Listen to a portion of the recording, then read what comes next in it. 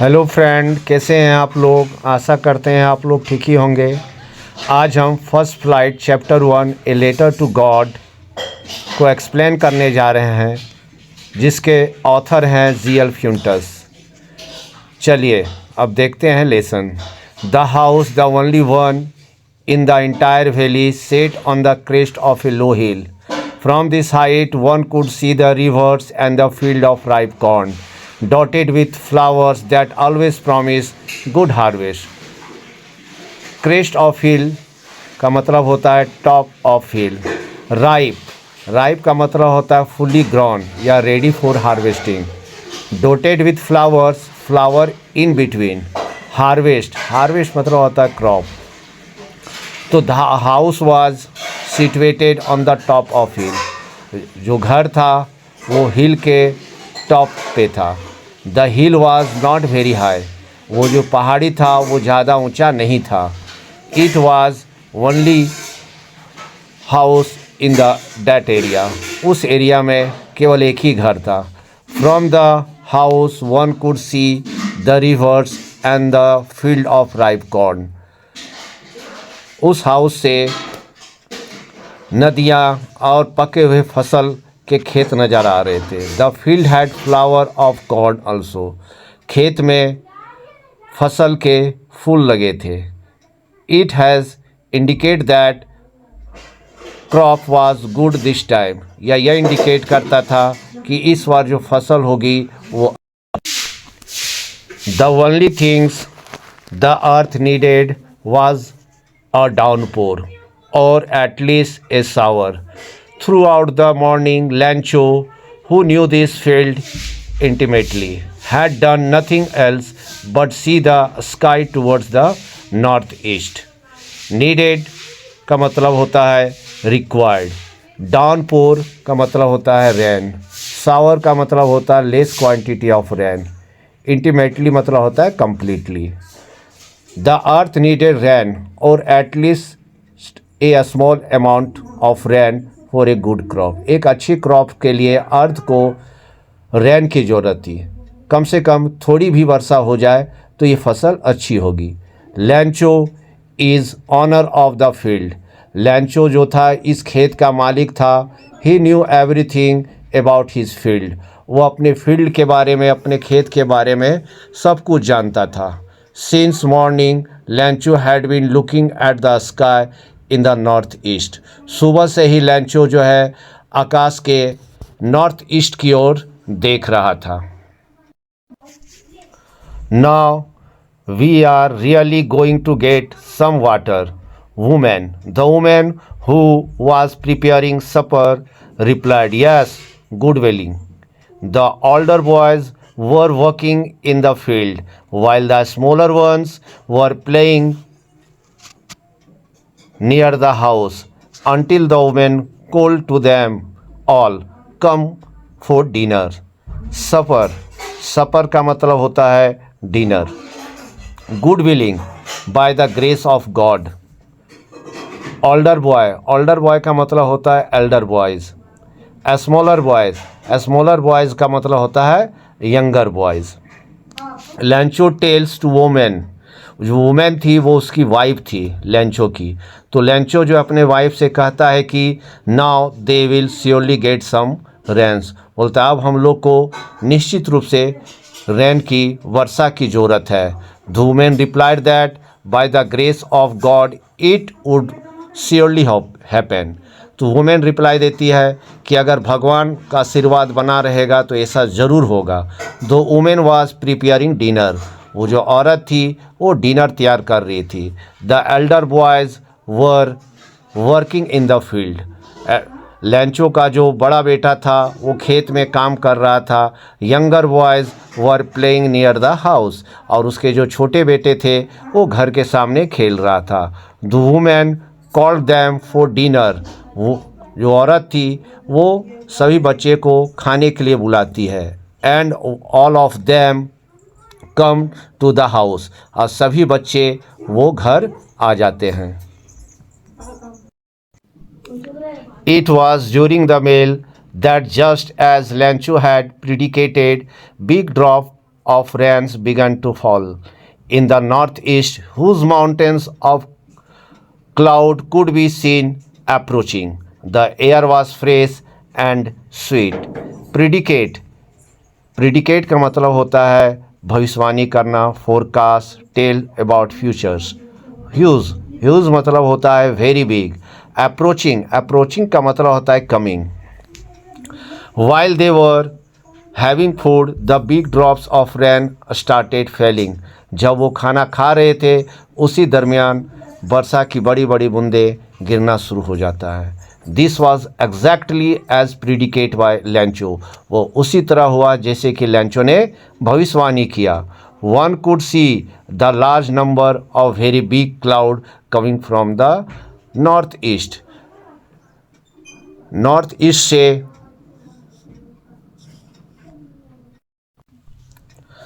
North east से बड़े बड़े बादलों को आते हुए देखा जा सकता था.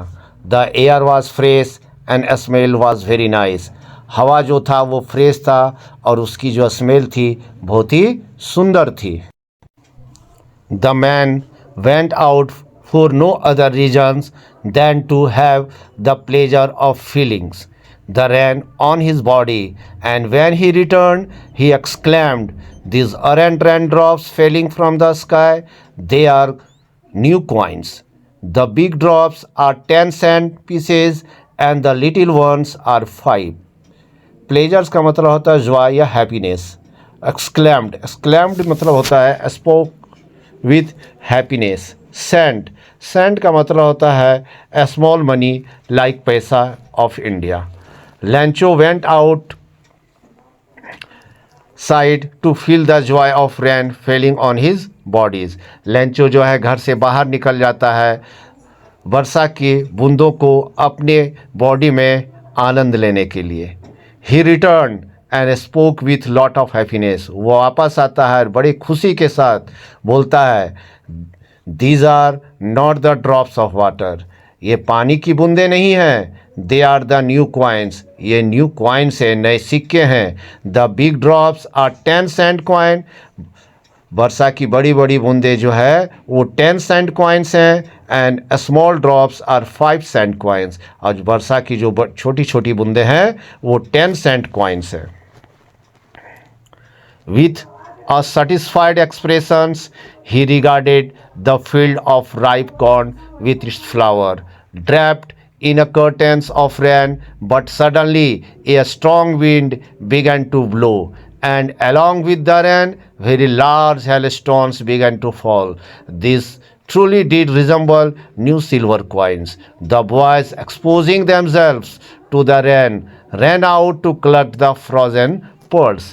एक्सप्रेशन. एक्सप्रेशंस मतलब होता है अपीयरेंस. रिगार्डेड. रिगार्डेड का मतलब यहाँ हो रहा है लुक्ड.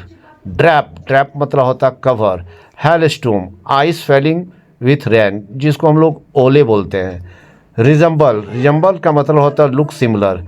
एक्सपोजिंग. एक्सपोजिंग का मतलब होता है एक्सपीरियंसिंग या going outside. He was very much satisfied to look at his field of ripe corn and flowers.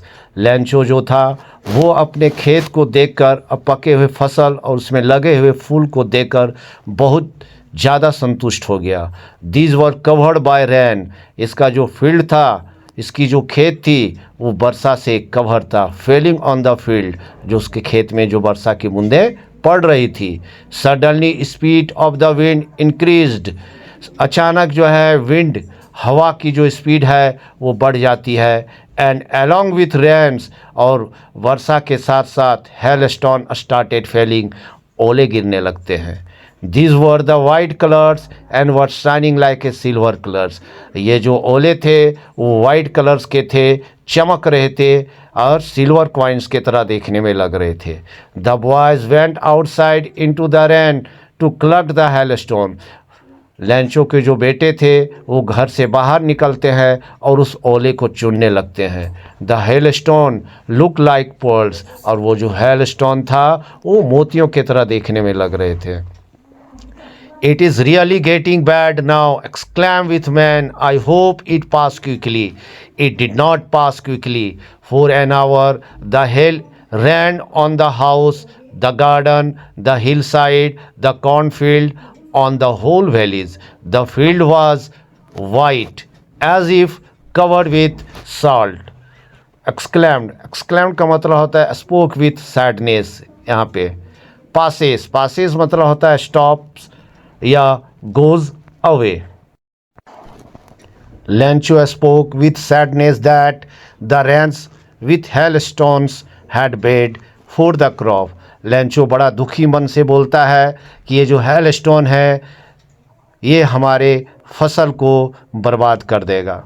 He wish that it stop very soon. Lencho ये इच्छा जाहिर किया था कि ये रेन और हेलस्टोन बहुत ही जल्दी रुक जाएंगे, but it did not stop quickly, लेकिन ये रुका नहीं। It ran hailstone for an hour, 1 घंटे तक ओले गिरते रहे। इट रैन एवरीवेयर, चारों तरफ ये ओले गिरते रहे। The field had become white, पूरा खेत जो है वाइट हो गया, एज इफ सॉल्ट, मानो कि नमक की तरह। Had been spread on the field, मानो कि नमक जो है खेत में बिखेर दिया गया हो। Not a leaf remained on the trees. The corn was totally destroyed. The flowers were gone from the plants. Lancho's soul was filled with sadness. Every leaf from the tree had fallen on the ground. Tree के जितने भी पत्ते थे, हर एक पत्ते जो है ground में गिर गए। All the corn was completely destroy, सारे फसल बर्बाद हो गए। All the flowers had Fallon on the ground, जितने भी फ्लावर्स थे सब ज़मीन पे गिर गए। Lencho was now full of sadness, Lencho बहुत उदास हो गया। When the storm had passed, he stood in the middle of the field and said to his sons, a plague of locusts would have left more than this. The hail has left nothing. This year we will have no corn. Plague मतलब होता है a large group, लोकटस होता है एक insect that eats crop. When the storm had stop, जब हवा बहना बंद हो गया, Lencho went out of the house, Lencho जो है अपने खेत जाता है। He stood in the field and look around, वो अपने खेत के बीच में खड़ा हो जाता है और चारों तरफ देखता है। He told his sons that even a group of insects would not damage our crops so much. और वो बोलता है कि अगर हमारे खेत में कीड़े भी लग जाते, फसल में अगर कीड़े भी लग जाते तो मेरा फसल इतना बर्बाद नहीं होता। Because of hailstorm everything has been destroy, और इस हेलस्टॉर्म के कारण हमारा सारा का सारा फसल बर्बाद हो गया। This year there will not be any corn for us, ये साल हमारे पास फसल नहीं होगा, अनाज नहीं होगा।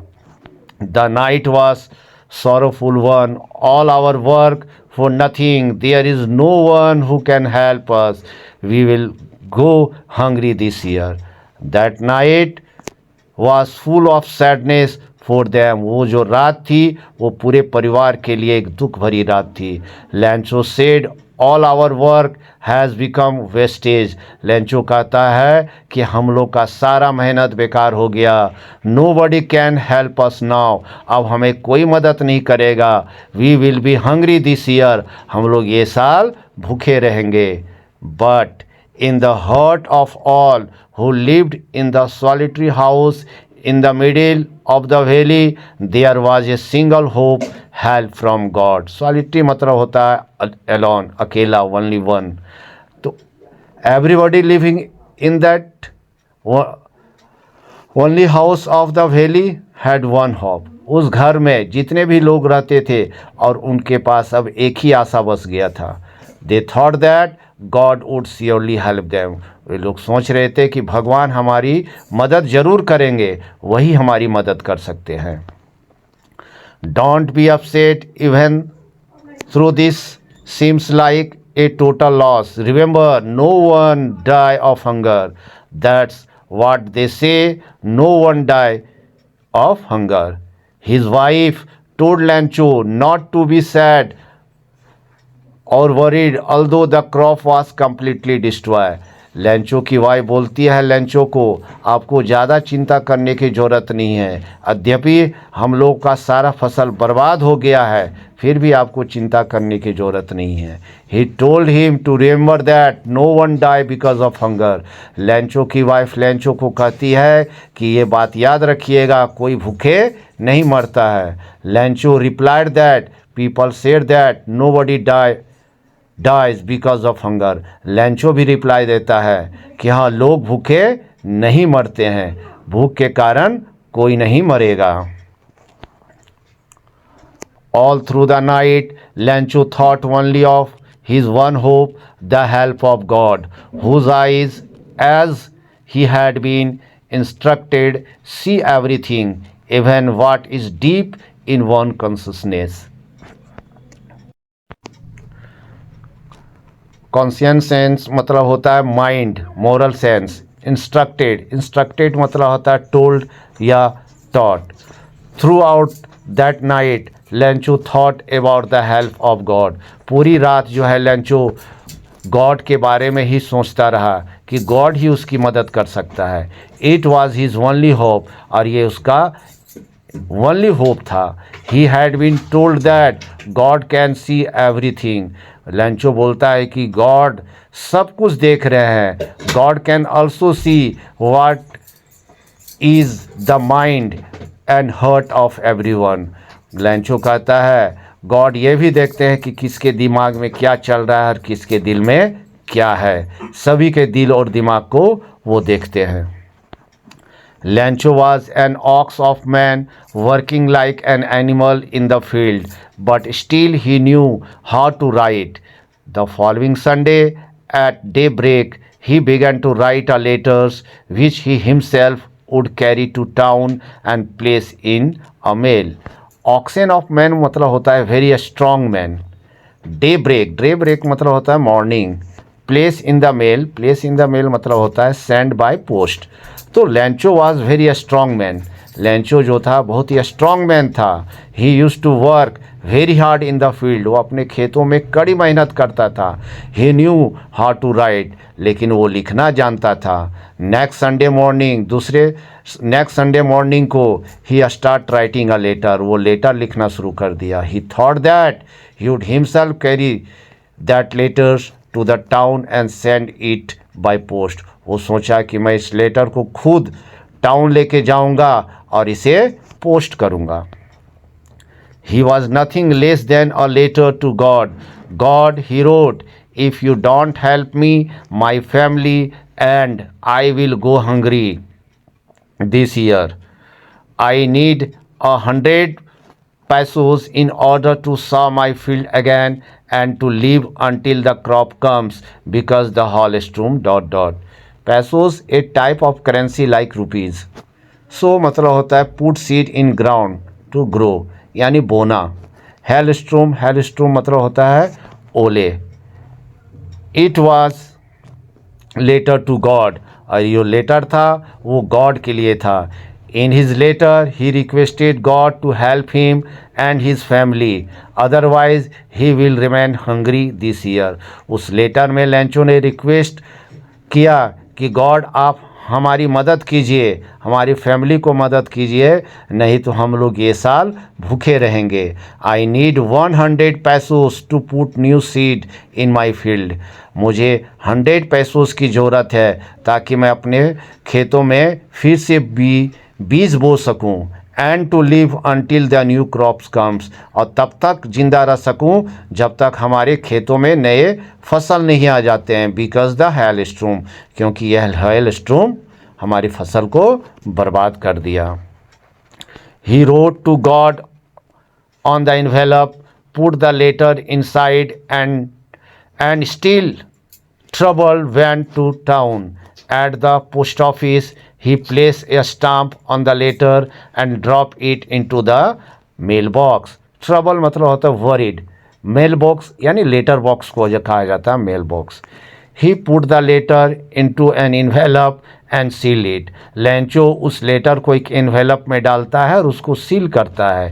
He wrote to God on the envelope, और envelope के ऊपर एड्रेस के रूप में टू गॉड लिख देता है। ही वॉज स्टिल वरीड, वो अभी तक घबराया हुआ था, चिंतित था, but went to the town, लेकिन वो टाउन चल देता है। He pasted a stamp on the envelope and drop it into the letter box, वो उस इन्वेलप पर एक स्टाम्प लगाता है और उसको जो है लेटर्स बॉक्स में डाल देता है। One of the employees who was a postman and also helped at the post office, went to his boss laughing heartily and showed him the letter to God. Never in his career as a postman had he know that address.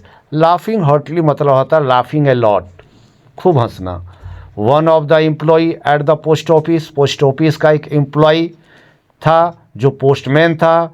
He use to also do other work of the post office, जो post office में दूसरा काम भी किया करता था। He went to his boss post master, वो अपने बॉस पोस्ट मास्टर के पास जाता है। He was laughing a lot, और खूब हंसता है।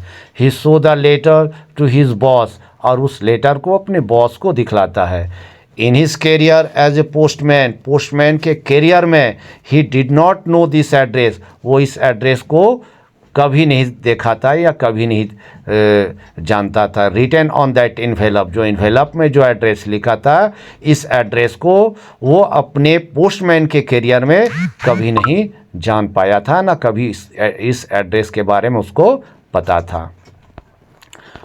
The postmaster a fat amiable fellow who also broke out laughing, but almost immediately he turns serious and tapping the letter on his desk commented, "What a faith! I wish I had the faith of the man who wrote this letter, starting up correspondence with God." Amiable मतलब होता है friendly. Broke out laughing, broke out laughing का मतलब होता है start laughing. Tap मतलब होता है स्ट्राइक लाइटली। कमेंटेड का मतलब होता है सेड। करस्पॉन्डेंस का मतलब होता है सेंडिंग लेटर या communications. The postmaster was a fat and a friendly person, वो जो पोस्टमास्टर था मोटा था लेकिन फ्रेंडली नेचर्स का था। ही ऑल्सो स्टार्टेड लाफिंग, वो भी हंसने लगा। But immediately he become serious, लेकिन तुरंत वो जो पोस्टमास्टर था वो सीरियस हो गया। He started tapping the letter on his desk, उस लेटर को डेस्क पे रखते हुए he wonder at the faith of the person who had written that letters, वो आश्चर्य करने लगता उस व्यक्ति के बारे में जो ये लेटर को लिखा था। He wished he also had a such a faith, उसको उस पोस्टमास्टर की भी इच्छा थी कि काश मुझे भी इतना फेथ होता गॉड पे। He was surprise that man was sending a letter to God, वो पोस्टमास्टर सरप्राइज हो गया कि ये जो व्यक्ति था वो गॉड से ही करस्पॉन्डिंग करना शुरू कर दिया। सो इन order not to shake the writer faith in God, the postmaster comes up with an idea, answer the letters. But when he opened it, it was evident that no answer it. He needed something more than goodwill, ink and paper. Shake with God. Shake faith मतलब होता है disturb the belief.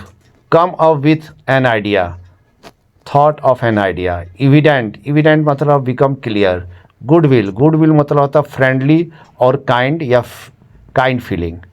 In order to keep the faith of the person in God, इस व्यक्ति का जो विश्वास था God के प्रति वो ना टूटे। The postmaster thought an idea, postmaster की एक आइडिया सोचा। He wanted to write a reply to the letter, वो सोचा कि मैं इस लेटर का रिप्लाई दूंगा। But when he read the letter, लेकिन जो ही वो इस लेटर को पढ़ा, it become clear to him he would needed something in addition to paper और इंक एंड काइंडनेस। तब उसको समझ में आ गया कि इसमें पेपर, इंक और काइंडनेस के अलावा कुछ और चीज़ों की भी ज़रूरत है। But He stuck to his resolution. He asked for money from his employees. He himself gave part of his salary, and several friends of his were obliged to give something for an act of charity. Resolutions मतलब होता है decision, stuck to, maintain, charity, donation, obliged का मतलब होता है agree. But he maintain his decision, लेकिन postmaster अपने decisions को मेंटेन रखने के लिए he ask money from his कॉलेजियस, वो अपने पोस्ट ऑफिस में काम करने वाले व्यक्तियों से भी पैसा मांगा. He also gave a portion of his salary, अपने सैलरी का कुछ पोर्शन भी उसने उसमें लगा दिया. Many of his friend agree to donate money to help the farmer, उसके बहुत सारे दोस्त जो है उस फार्मर को मदद करने के लिए डोनेट देने के लिए तैयार हो गए, दान देने के लिए तैयार हो गए. It was impossible for him to gather together 100 pesos, so he was able to send the farmer only a little more than half. He put the money in an envelope addressed to Lancho and with it a letter containing only a single word as a signature, God. Gather का मतलब होता है collect करना, containing मतलब having. तो it was not possible for the postmaster to collect 100 pesos. Postmaster के लिए possible नहीं था 100 pesos जमा करने के लिए. He could collect slightly more than half of 100 pesos. वो 100 pesos में आधा से कुछ ज़्यादा ही पैसा कलेक्ट कर पाया, आधा से कुछ ज़्यादा पैसा. He put that money in an envelope, वो उस पैसे को एक इन्वेलप में डाल दिया. He wrote the address of Lencho on the envelope, और इन्वेलप के ऊपर लेंचो का एड्रेस लिख दिया. He also put a letter in the envelope, और उस इन्वेलप में एक लेटर भी डाल दिया. This letter had one single word God written on it, और उस लेटर में एक सिंगल वर्ड में केवल गॉड लिख दिया. The word was written as a signature, ये जो गॉड वर्ड लिखा था वो एक सिग्नेचर्स के रूप में था. The following Sunday, Lancho came a bit earlier than unusual to ask if there was a letter for him.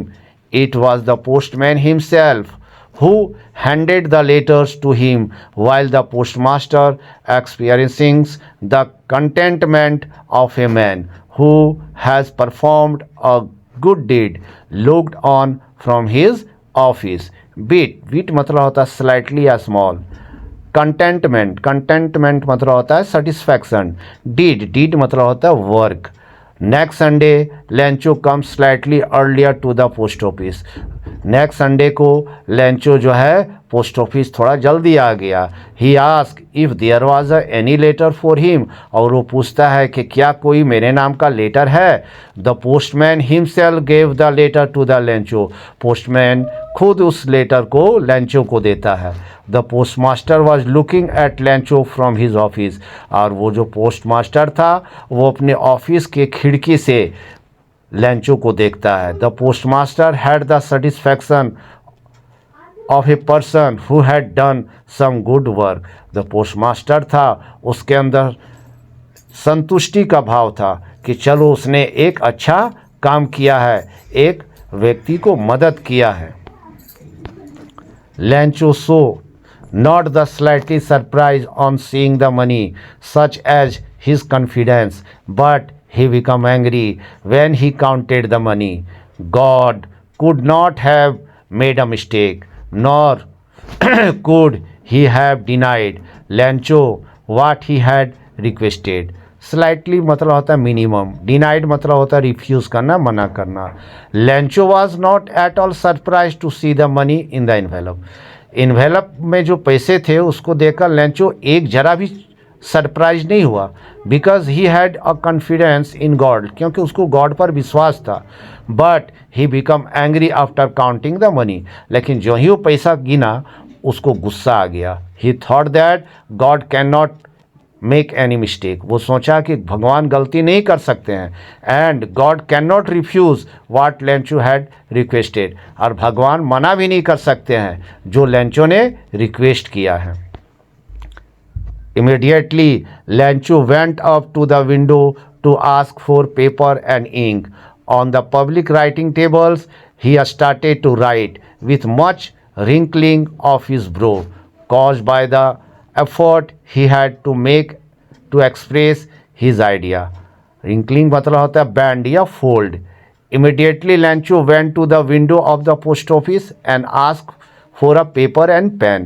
तुरंत लेंचो जो है पोस्ट ऑफिस के खिड़की के पास जाता है और वहाँ पेपर और पेन मांगता है. There was a table on the post office. Post office में एक टेबल था वेयर एनीबडी कुड राइट, जहाँ कोई भी बैठ के लिख सकता है. He went to that table and start writing. वो भी उस टेबल के पास जाता है और एक लेटर लिखना शुरू कर देता है. He was making lot of effort in making his thoughts on that paper. जब वो अपने विचार को उस पेपर में लिख रहा था तो बड़ा ही एफर्ट्स लगा के लिख रहा था. His eyebrow had fold because of effort. और इस एफर्ट के कारण उसके आईब्रो जो थे वो फोल्ड हो जा रहे थे. When he finished he went to the window to buy the stamp which he licked and then affixed to the envelope with a blow of his fist. The moment a letter fell into the mailbox, the postmaster went to open it. Licked मतलब होता है touch with टंग, जीभ से चाटना.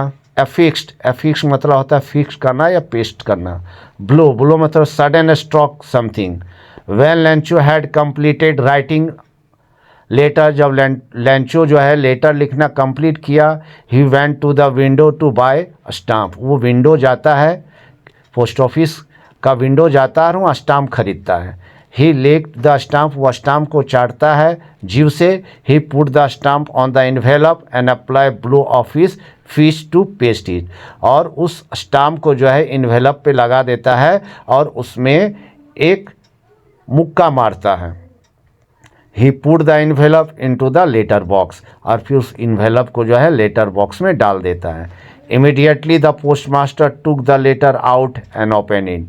तुरंत postmaster जो है उस letter को बाहर निकालता है और खोलता है.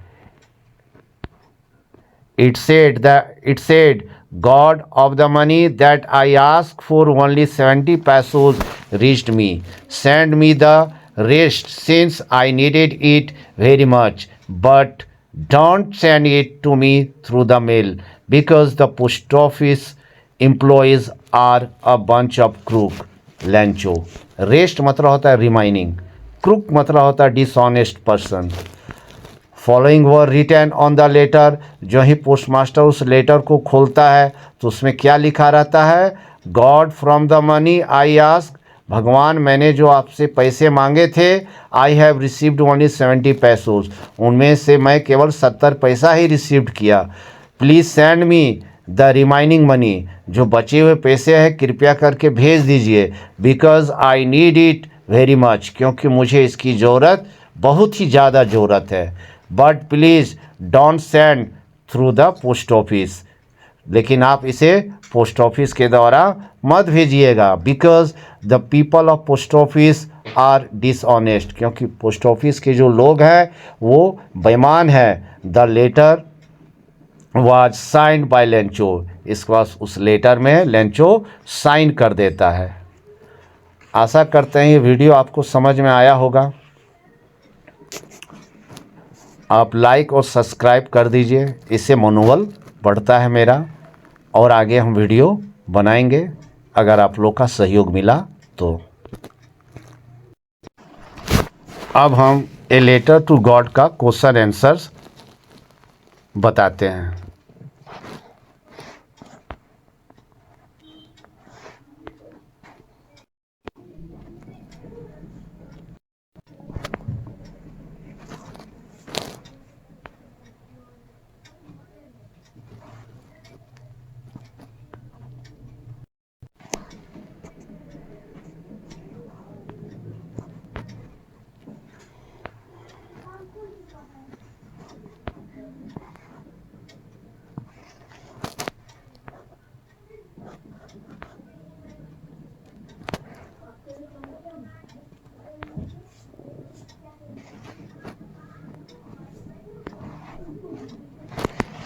ये क्वेश्चन आंसर बड़ा ही सिंपल भाषा में लिखा गया है।